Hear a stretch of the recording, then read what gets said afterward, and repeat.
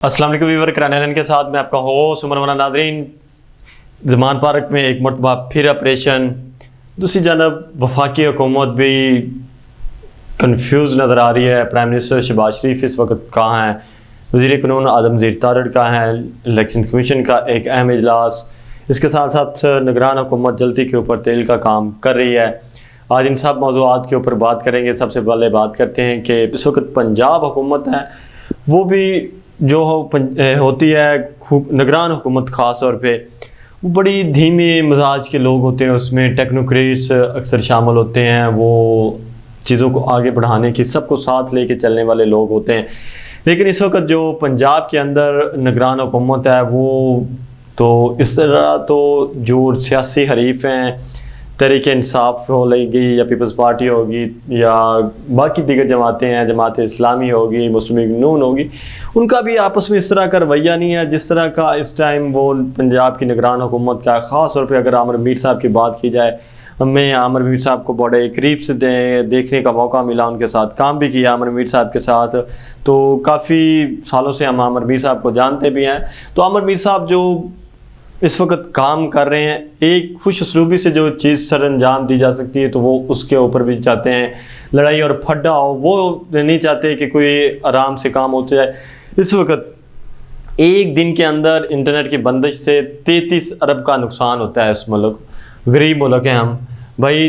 आप मीर साहब, आपके पास गाड़ी बंगले और सारी चीज़ें पैसे वैसे हैं, लेकिन इन गरीबों का सोचें।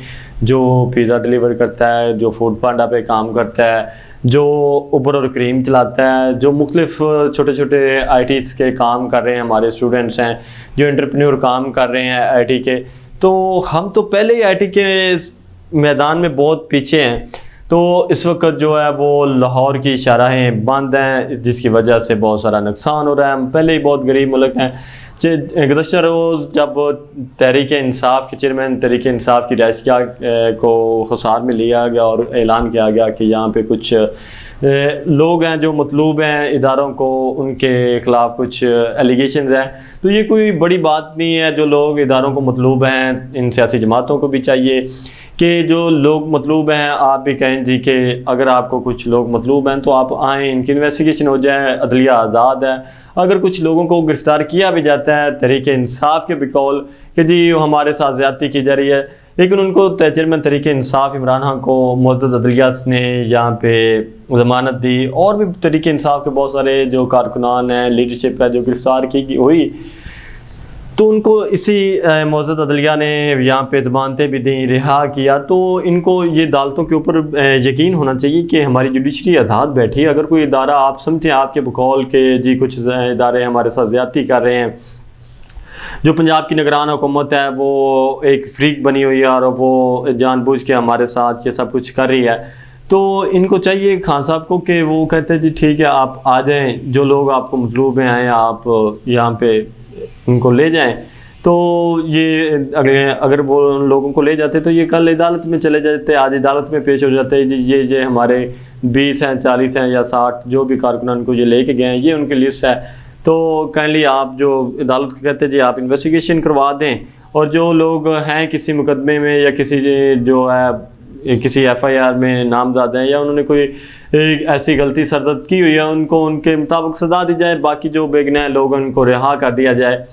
तो वो भी चेयरमैन तहरीक इंसाफ इमरान खान भी जो वो भी एक तरफ से बंदूक तान के बैठे हुए हैं, वो भी पीछे हटने का नाम नहीं ले रहे। जो पंजाब की निगरान हुकूमत है वहाँ पे मीर साहब की ये जो है वो आदत है कि वो भी जो है ना वो शुरू से ही इस तरह के हैं कि वो जब जर्नलिज़म में थे तो वो जर्नलिज़म में भी ऐसे टारगेट करते थे। हालांकि जर्नलिज़म के अंदर हमें एक ही चीज़ पढ़ाई जाती है कि जो आपकी ज़ुबान है वो काफ़ी शाइस्ता होनी चाहिए, लेकिन मीर साहब की जो सहाफ़ती ज़ुबान है वो भी शाइस्ता नहीं है, वो भी लड़ाई वाली ज़ुबान है। वो अक्सर जो है ना वहाँ पे जब हम उनके ज़ेर निगरानी काम करते थे तो वो अपने एम्प्लॉयज़ के साथ भी उनका कोई इस तरह का अच्छा बिहेव नहीं होता था। तो ये सारी चीज़ें हैं। तो अब पंजाब के अंदर इस तरह की चीज़ें हो रही हैं। पंजाब जो मुल्क का सबसे बड़ा सूबा है, जहाँ पे लाहौर जो उसका दार ख़िलाफ़ है, लाहौर के अंदर ये सब कुछ हो रही हैं। अगर लाहौर के अंदर ये एक्टिविटीज़ होंगी, इस तरह का काम होगा, तो इसका असर जो पूरे मुल्क के ऊपर होगा।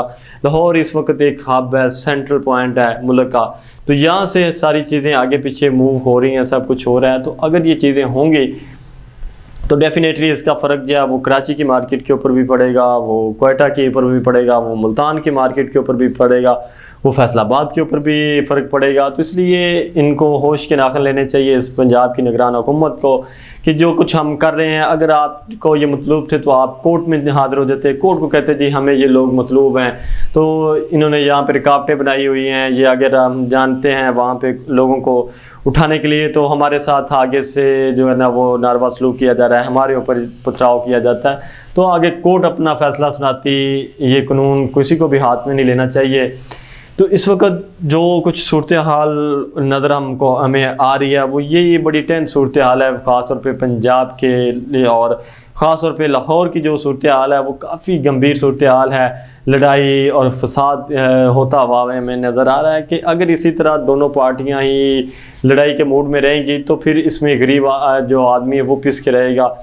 स्टॉक मार्केट आज कहाँ पहुँच गई है, मंदी का रुझान वहाँ पे स्टॉक मार्केट में देखने को मिला है। तो इसमें आम आदमी के लिए क्या हासिल वसूल हुआ, एक जानब वो तहरीक इंसाफ है, दूसरी जानब कुछ जो है ना वो सियासी जमातें हैं। सियासी जमातों की लड़ाई में आम आदमी पिस रहा है, जो किसी को भी इस तरफ ख्याल नहीं आ रहा कि आम आदमी के लिए क्या होगा, आम आदमी की ज़िंदगी किन मुश्किलात से दो चार हो रही है। मीडिया का भी सारा फोकस अब ज़मान पार्क, तहरीक इंसाफ, मुस्लिम लीग नून, मरीम नवाज़ और यही वो लोग हैं जिनके ऊपर इस वक्त मीडिया भी फोकस किए हुए है। मीडिया भी ना किसी को महंगाई नज़र आ रही है, ना किसी को आम आदमी नज़र आ रहा है, ना किसी को हॉस्पिटल की हालत नज़र आ रही है, ना स्कूलों की हालत नज़र आ रही है, ना किसी को ये नज़र आ रहा है कि यकदम जो है ना आटे की कीमत कहाँ पहुँच गई जब गंदम का सीज़न है। किसी ने ये भी खबर नहीं दी कि स्टॉक मार्केट आज क्यों गिर गई है। तो इस वजह से हुकूमत भी खुश है कि हमारी तरफ से ये तवज्जो हटी हुई है। ये सिर्फ सारी तवज्जो इस वक्त पंजाब की निगरान हुकूमत के ऊपर और चेयरमैन तहरीक इंसाफ इमरान खान के ऊपर ज़िम्मेदारी है और पंजाब हुकूमत के ऊपर चली हुई है चीज़ें। तो पंजाब हुकूमत का तो कोई स्टेक नहीं है कि वो कल को किसको जवाब दें, वो तो किसी को जवाबदा नहीं है। वो 2 महीने या 4 महीने हैं, मीर साहब चल जाएंगे, अपना बैग उठाएंगे, वो फिर जाके गूगली न्यूज़ में बैठ जाएंगे और वहाँ पे जाके अपना मंजर बेचना शुरू कर देंगे। मोहसिन नकवी भी जाएगा, वो भी अपने इदारे चलाएगा। तो ये जो कुछ होगा ये होगा तो नुकसान आम आदमी का होगा। या इस वक्त जो सियासी जमातें हैं उनको होश के नाखन लेने चाहिए, ख़ास तौर पे तहरीक इंसाफ को जो है ना थोड़ा सा बैक फुट पे आना पड़ेगा। अगर नहीं आएंगे तो इसमें जो आम आदमी है वो ही पिसता रहेगा।